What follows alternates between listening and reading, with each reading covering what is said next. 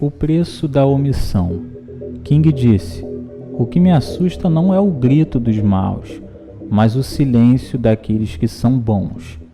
É notório a doutrinação marxista em livros do MEC, mesmo no atual governo.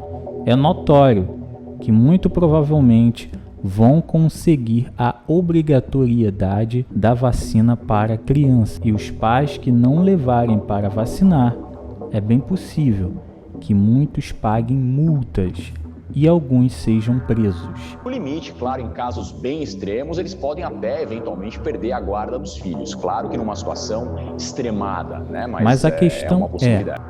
Por que isso está acontecendo debaixo dos nossos olhos e em um governo de direita? Simples: omissão. Há 3 camadas de omissão. A primeira, as Forças Armadas. Sabemos que, via dispositivo constitucional, as Forças Armadas têm o dever de intervir em caso de desestabilidade das instituições democráticas.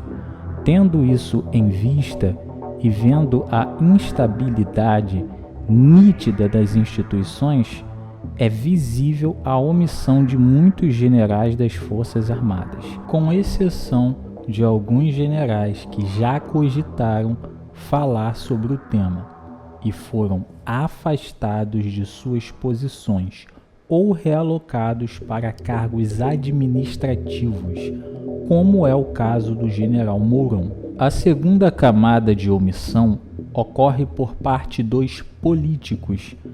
É notório que temos um número relevante de deputados de direita que já poderiam ter apoiado de forma mais incisiva o atual presidente, Jair Messias Bolsonaro, colocando assim em posição de temor o ativismo judiciário que ocorre no Brasil.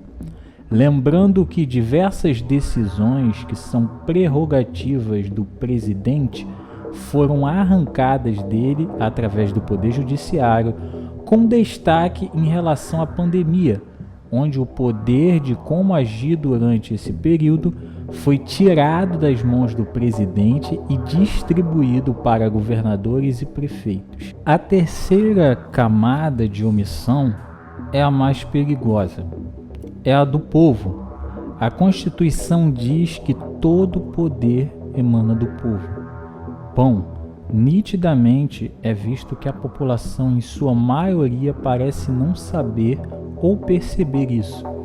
Diante de tantos desmandos do judiciário, parte do Congresso e Senado, o povo já deveria ter feito o seguinte cálculo: escolhemos o presidente baseado em suas crenças e valores, porém o que está sendo empregado são crenças e valores nitidamente da minoria, que perdeu as eleições.